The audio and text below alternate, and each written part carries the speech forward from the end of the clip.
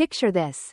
A sprawling mansion in the heart of Greenwich, Connecticut. Its white columns gleaming under the moonlight. Surrounded by hedges so pristine they could have been sculpted by Michelangelo himself. This is the Harper Estate. A monument to wealth, power, and unrelenting expectations. Inside, chandeliers cast golden light over mahogany floors. And the air hums with the weight of a legacy that's been polished for generations. But tonight, in the grand dining room, a storm is brewing, and it's about to upend everything. My name is Ellie Harper, and at 25, I'm the black sheep of this gilded cage. While my family was busy collecting Yale degrees and society accolades, I was building an empire in the shadows. Tonight, at our annual family dinner, I was ready to face their judgment again, until my phone rang at the perfect moment, turning their smug dismissal into stunned silence. If you've ever felt like your dreams were dismissed or your worth measured by someone else's ruler, stick around. This is a story of defiance, grit, and the kind of revenge that only success can deliver. Let's dive in. I grew up in Greenwich, where old money whispers louder than new ambition. My father, Richard Harper, is a titan at Morgan Stanley, a man whose career spans 4 decades and whose Rolodex could topple governments. He's all sharp suits and sharper words, valuing deals over emotions. My mother, Catherine, a Vassar alumna, traded her art history degree for a life of charity galas and tennis at the country club. She's the queen of appearances. Her smile as calculated as her social calendar. My older brother, Nathan, 30, is Dad's carbon copy, Princeton undergrad, Wharton MBA, and now a managing director at Dad's firm. His engagement to a senator's daughter was practically a merger. Then there's my younger sister, Olivia, 23, a Columbia law student with mom's charm and dad's ruthlessness. Her Instagram is a curated shrine to perfection, and her upcoming wedding to a hedge fund heir is already making waves in the New York Times society pages. And me? I'm Ellie, the middle child, the glitch in the Harper Matrix. While Nathan strategized his allowance and Olivia practiced her pageant wave, I was tearing apart old laptops in my room, teaching myself to code from YouTube tutorials. By 13, I built my first app, a clunky game that crashed half the time but thrilled me to no end. Computers are for nerds who can't hack it in the real world. Dad scoffed when he caught me coding at 3 a.m. Mom was more diplomatic but no less cutting. Sweetie, all that screen time will ruin your eyes. How will you ever find a proper match? At Choate Rosemary Hall, I aced calculus, physics, and computer science, leading our coding club to a national championship. My parents showed up to exactly one competition, because Nathan had a squash match nearby. Olivia's debate wins earned catered dinners at Le Bernardin. My perfect ACT math score got a distracted, good job, hun. College was where the battle lines were drawn. The Harpers had my future scripted, Dartmouth. Then a cushy gig at McKinsey until I married into the right family. I had other plans. I applied to Stanford, majoring in computer science, and got in with a partial scholarship. Dad could have covered my tuition with pocket change, but he called it character building. I worked as a barista and tutor to make ends meet, graduating with a 4.0. My commencement? Mom and Dad were in the Hamptons for Olivia's engagement party. The only family there was Aunt Lorraine, Dad's eccentric sister, a literature professor who wore mismatched earrings and championed my quirky passions. Post-grad, I landed a job at a healthcare tech startup in Palo Alto, earning $70 a year, a fraction of Nathan's starting bonus. Family gatherings became a gauntlet of veiled insults. Ellie's still figuring things out, Mom would say, as if I were backpacking through Bali instead of grinding 80-hour weeks. All that brainpower for a coder's salary. Dad would chuckle at Thanksgiving. Olivia's specialty was the backhanded compliment. It's so bold how you don't care about status. Ellie, I could never be that carefree. I swallowed their words, letting them fuel me. The startup world was my classroom, teaching me that failure is just data, that old hierarchies can be hacked, and that my ideas had value, even if the Harpers didn't see it. 3 years ago, at 22, I had my epiphany. Working late at the startup, I noticed a glaring problem. Patients with chronic illnesses were waiting months to see specialists. Their conditions worsening while doctors' schedules sat half-empty due to inefficiencies.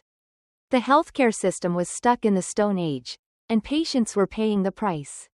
One sleepless night in my cramped Menlo Park apartment, the idea for Vital Connect was born. A HIPAA-compliant platform using AI to match patients with specialists based on symptoms, urgency, and availability. It would offer secure video consultations, medical record integration, and prescription management, all in one seamless interface. I drained my savings, $40. Every cent I'd scraped together paying Bay Area rent and student loans, to build a prototype and draft a pitch deck. For 8 months, I juggled my day job and Vital Connect, coding until dawn, surviving on Red Bull and sheer will. Raising money was a gauntlet. Venture capitalists, mostly men, nodded politely, then asked if I had a technical co-founder code for a guy. Healthcare's a beast, one said, smirking, as if I hadn't spent years studying it. Another suggested I step aside as CEO and stick to coding. I pitched to 42 investors before meeting Rachel Kim, a former hospital administrator turned angel investor. She saw the vision and wrote a $250 check. That seed money let me quit my job and hire a lean team, a back-end developer, a UX designer, and Maya Patel, an operations whiz who became my right hand. Maya, with her healthcare admin background and relentless drive, got it instantly. This isn't just an app, she said in her interview. This is saving lives. Our first office was a glorified closet in a San Mateo co-working space. We worked 16-hour days, coding through power outages and eating ramen when funds ran low. In the summer of 23, when our AC died, we worked in tank tops, cooling off with frozen burritos pressed to our necks. 9 months in, Stanford Medical Center agreed to pilot Vital Connect in their cardiology department. The results were staggering. Patient satisfaction soared by 45%. Wait times dropped by 70%, and specialist efficiency improved by 35%. Those numbers were our golden ticket. More hospitals signed on, revenue trickled in, and we moved to a sleek office in downtown Palo Alto. Series A funding brought $5 million, Series B a year later raised $30 million at a $70 million valuation. Vital Connect was no longer a dream, it was a force. Through it all, I kept my family in the dark. After years of their dismissal, I'd stopped sharing my life with them. They thought I was still a low-level coder at the startup, maybe with a modest raise. I fed them vague stories about a one-bedroom in Redwood City. Though I'd bought a loft in San Francisco's Soma district, I drove my beat-up Toyota Corolla to family events, leaving my Tesla Model Y in the garage. This secrecy wasn't just about surprising them, it was survival. Their judgment would have crushed me in those early, fragile days. As Vital Connect grew, I realized I wasn't just proving them wrong, I was proving myself right. Weeks before the fateful family dinner, Vital Connect was gearing up for its IPO. Morgan Stanley, Dad's firm, of all places, was leading it, with early talks pegging our valuation at $120 million. We'd grown to 125 employees across 4 offices, serving 2.500 hospitals nationwide. Forbes had named me one of their 30 under 30 inches in healthcare. Though I dodged family attention by using my middle name in the article. The night before the dinner, Maya and I were on calls with global investors until 1 a.m. A bombshell was brewing. Temasek, a Singaporean investment giant, was eyeing a $50 million pre-IPO stake, potentially pushing our valuation higher. As I picked out a deliberately plain Gap dress for the dinner, hiding the Prada I could now afford, I wondered if tonight might be the night to drop my bombshell. Little did I know, my family had their own plans. The Harper estate was as intimidating as ever, its grandeur a silent reminder of the legacy I was expected to uphold. I parked my Corolla behind Nathan's Bentley and Olivia's Mercedes G-Wagon, steeling myself for the annual ritual of being the family disappointment. The oak front door swung open, revealing Rosa, our housekeeper of 15 years. "Miss Ellie," she said warmly, the only genuine smile I'd get all night. You're looking well. I handed her a $25 bottle of Merlot, nothing like the $400 Bordeaux in my own cellar, and asked, "Everyone here?" She nodded. "In the conservatory, having drinks. Mr. Nathan's sharing news about his new deal." The conservatory, with its floor-to-ceiling windows and view of the manicured gardens, was Mom's showpiece. Tonight, it was a stage for the Harper elite. Dad stood by the marble fireplace, scotch in hand, commanding the room. Mom fussed over a tray of canapés, her Chanel dress pristine. Nathan, gesturing wildly, was mid-story about a merger, while Olivia nodded with practiced enthusiasm. The wild card was Aunt Lorraine, who rarely showed up to these events. A Berkeley professor with a penchant for tie-dye and blunt honesty. She was the family's original rebel. "Ellie, you're here," Mom announced, as if I'd trekked across continents instead of driving 20 minutes. At 55, Catherine Harper looked 40, thanks to Botox and a personal trainer. Her blonde hair was flawless, her smile a warning. "Hello, Mom," I said, enduring her air kiss. Traffic from the city was brutal. She sighed. "You really should move closer, dear. Greenwich has such charming condos." Before I could respond, Dad's voice boomed. "There's our tech wizard." His grin didn't reach his eyes. "Still tinkering with those computers?" I forced a smile. "Something like that." Nathan swooped in, reeking of Creed cologne and arrogance. "Just telling everyone about closing a $2 billion deal," he bragged, swirling his martini. "But I'm sure your little coding gig is fulfilling." Olivia, in a cream Reformation dress, chimed in. "Ellie, you look so practical," she said, eyeing my dress. "Perfect for your startup life."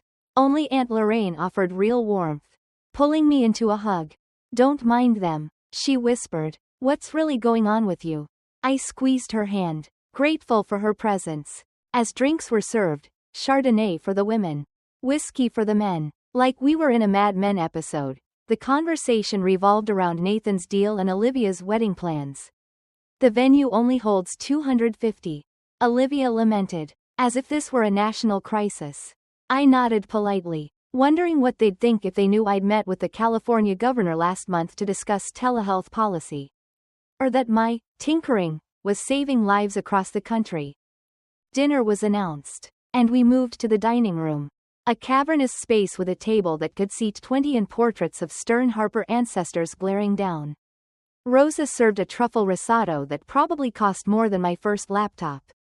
Mom raised her glass. "To family achievements," she toasted, nodding at Nathan and Olivia. "For me," she managed, "and to togetherness." The Harper tradition of sharing updates began. A competitive ritual where every word was judged. Nathan bragged about his deal's profit margins.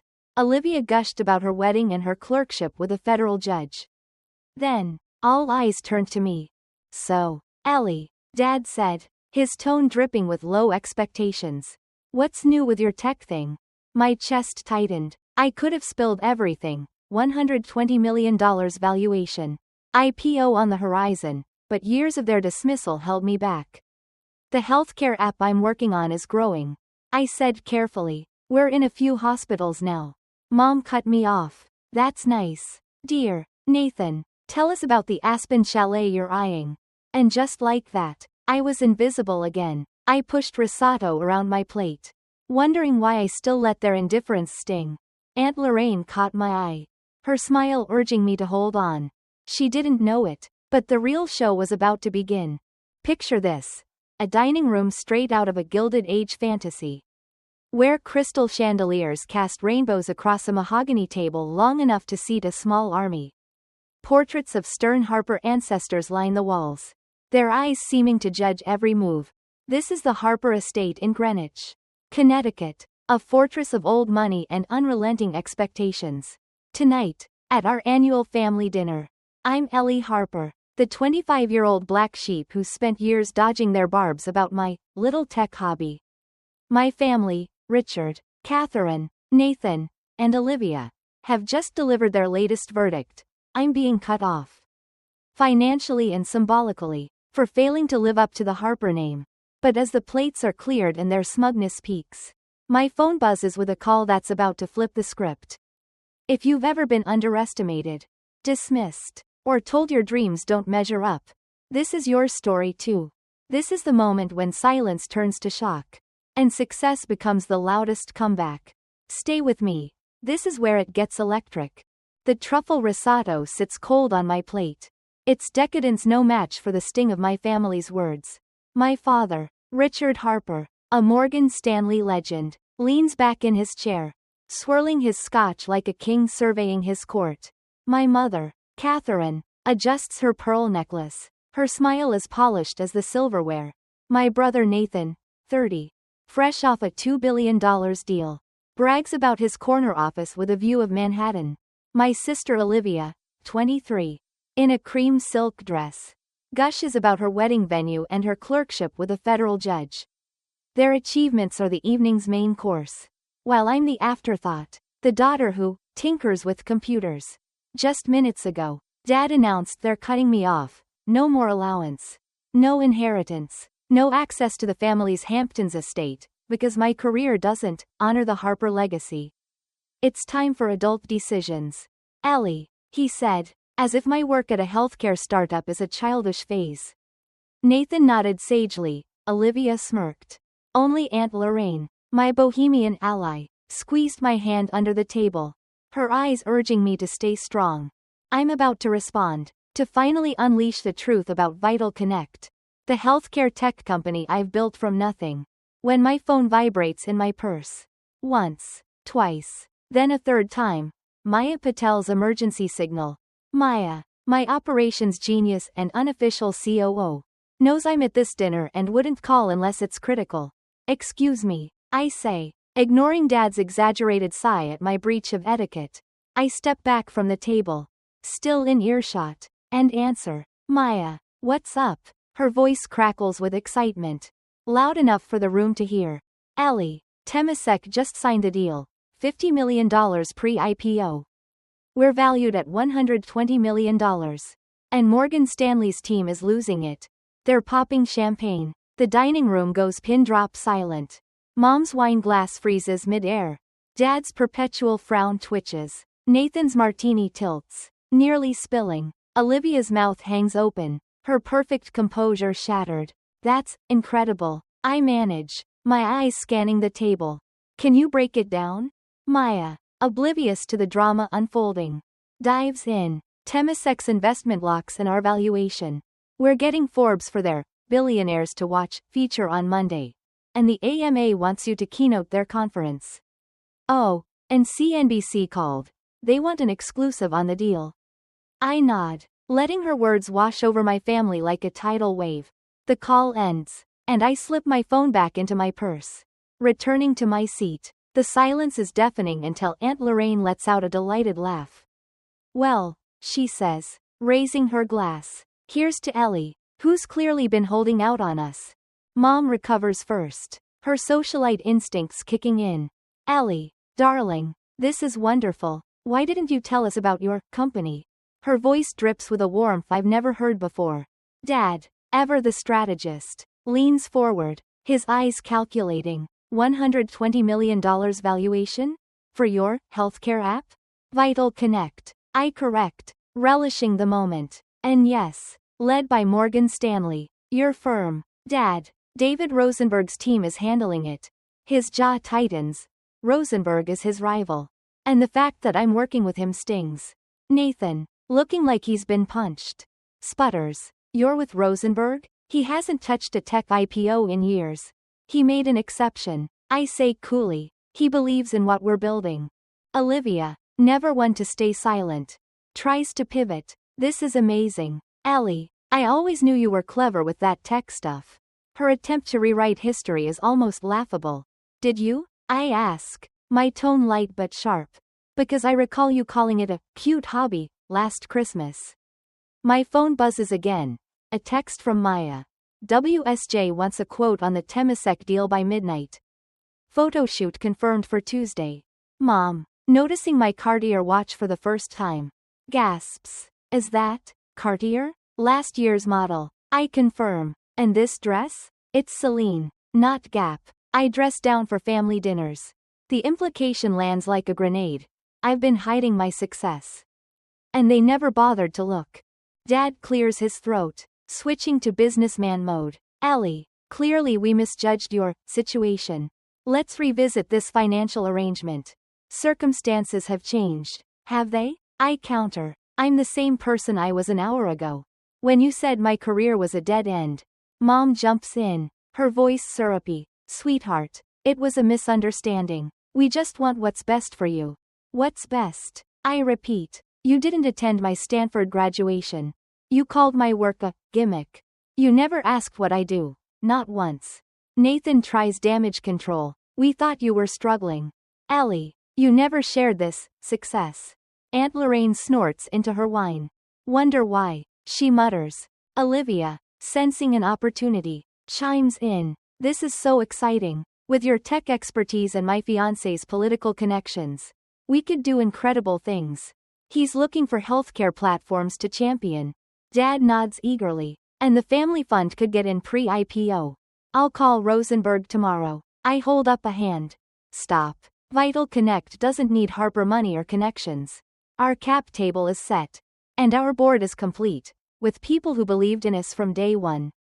Mom looks genuinely confused. But we're family. Ellie, we want to support you now. Now that I'm worth something. I say softly, that's not support. That's opportunism. The tension is palpable. Dad tries one last angle. The Harper network could open doors. Ellie, even a $120 million company needs influence. I smile, unshaken. What doors do you think are closed to us? We're in 2.500 hospitals. Backed by Temasek and Morgan Stanley. I think we're doing fine. I stand, grabbing my purse. I have an early meeting tomorrow. Thanks for dinner. Mom gasps. You're leaving? We haven't had dessert. I've had enough. I say, turning to Aunt Lorraine. Need a ride? She grins, gathering her things. Thought you'd never ask. As we walk out, Olivia calls after me. Ellie, we're hosting a fundraiser for my fiancé's campaign next week. You should come. Talk about your app. I pause at the door, looking back at the opulent room and the family that only sees me now because I'm valuable. I'll check my schedule, I say, but my speaking fee for political events starts at $50. Lorraine laughs as we step into the cool night air, leaving the Harper legacy to choke on its own assumptions. The drive to Lorraine's quirky Westport cottage is quiet at first, the weight of the evening settling between us. She breaks the silence with a chuckle. $50? Your mother nearly swallowed her pearls. I laugh, the tension easing. I don't charge for speaking. But for Olivia's fiancé, I'd make an exception. Lorraine smirks. That self-important kid? Charge him triple. We pull up to her cottage. But neither of us moves. You knew, didn't you? I ask. About Vital Connect. She nods. Saw your Forbes piece. Used your middle name. Clever girl. I was waiting for you to share when you were ready. I should have told you. I admit, I just got used to keeping them out. Smart move, she says, patting my hand. Your father and I grew up with the same pressure, right schools, right clubs, right everything. I broke free in my 30s. You did it at 25. I still showed up tonight. I say, still wanted their approval. Deep down, Lorraine shakes her head. That's not weakness, Ellie. It's human. The difference is, you didn't bend to get it. You built your own path. Her words linger as I drive to my Soma loft. A sleek space with exposed brick and a view of the San Francisco skyline. My phone lights up with notifications. A text from Dad about investment strategies. An email from Mom inviting me to a gala. A message from Nathan about tech sector opportunities. And Olivia asking if Vital Connect could donate to her fiancé's campaign. I ignore them all and call Maya. I'm so sorry, she says. I didn't know you were at dinner. Don't apologize. I laugh. Your timing was perfect. They took it well, she asks. They took it like Harper's. Suddenly I'm their star child. Maya snorts. What now? We focus. I say. IPO. Hospitals. Lives to save. Family drama can wait. The next morning, I walk into Vital Connect's Palo Alto office. A glass-walled hub buzzing with energy. My team, 40 developers, designers, and healthcare experts, greets me with cheers. Maya hands me a champagne flute. To Vital Connect, she toasts. And to Ellie, who saw the future of healthcare when everyone else was stuck in the past. As we celebrate, a delivery arrives. A massive orchid arrangement from Mom. With a card. So proud of our brilliant daughter. Love, Mom and Dad. I stare at it, struck by the irony. Yesterday, I was a disappointment. Today, I'm their pride. I tell my assistant to donate the flowers to UCSF's pediatric ward. Nathan shows up unannounced. His bespoke suit out of place in our open plan office. Nice setup, he says, eyeing the WSJ article framed on the wall. Very. Silicon Valley. What do you want, Nathan? I ask. He shifts. Awkward. Look. About last night. Dad feels awful about the trust fund thing. We didn't know you were this. And if I wasn't? I challenge. If I was just a coder at a struggling startup, would cutting me off be okay? He has no answer. I have a meeting. I say. Tell Dad I'll call when I'm ready. After he leaves, I dive back into work. IPO paperwork. International expansion. A Forbes interview. The Harpers can wait. Over the next months, I set firm boundaries. Mom's calls go to voicemail. Dad's lunch invites get polite rejections. Olivia's attempts to leverage my success for her fiancé's campaign are ignored. The only family tie I nurture is with Lorraine, who joins Vital Connect's advisory board, bringing her fierce intellect to our mission. We have weekly dinners, where she becomes my sounding board. You're handling them perfectly, she says one night. Respectful, but your own woman. It's hard, I admit. Part of me still wants them to get it, not just the money. But why this matters? She nods. They may never fully understand. Ellie. Their world is numbers and status. Yours is impact. 6 months later, Vital Connect's IPO rockets to a $250 million valuation. My 51% stake makes me worth $127 million on paper, more than the entire Harper fortune. Headlines scream. Tech prodigy redefines healthcare. But the numbers I care about are these. 4,000 hospitals using our platform. 40,000 patients connected daily. Wait times slashed from weeks to hours. Lives are being saved because of what we built. I launched the Harper Innovation Fund, a $25 million initiative to support young women in health tech, reclaiming the family name on my terms. When reporters ask if it's named after my family, I smile. It's named after me. Therapy, suggested by Lorraine, helps me unpack the drive for validation that fueled me. What if your parents never fully get you? My therapist asks. The question hurts. But it frees me. I don't need their approval. I never did. I build friendships with founders who understand the grind. Mentor girls who remind me of my younger self. And speak at schools in underserved Bay Area neighborhoods. At one event, a 16-year-old approaches me. My parents say tech's not for girls like me. She says, how'd I keep going? I look her in the eye. You define your own success. Not them. Not anyone. Build something so true to you that their doubts become noise. A year after that dinner, I host a housewarming at my new Pacific Heights townhouse. The guest list is my chosen family, Vital Connect's original team, mentors, Lorraine, and, after much thought, my biological family. As I raise a glass, my voice is steady, to success that's real, not in bank accounts or social pages, but in the lives we change and the problems we solve. To the people who believed in us before we were successful, and to carving our own legacy. No matter our name, Lorraine beams. My parents look thoughtful, maybe even respectful. My team cheers, their belief in me unwavering. That night, alone on my terrace overlooking the city, I get a notification. Vital Connect is approved for hospitals in Canada. Our first global leap. I think of that 16-year-old girl. And all the others like her. Dreaming big in a world that tries to box them in. My family's rejection was a gift. It forced me to own my path. To build something that matters.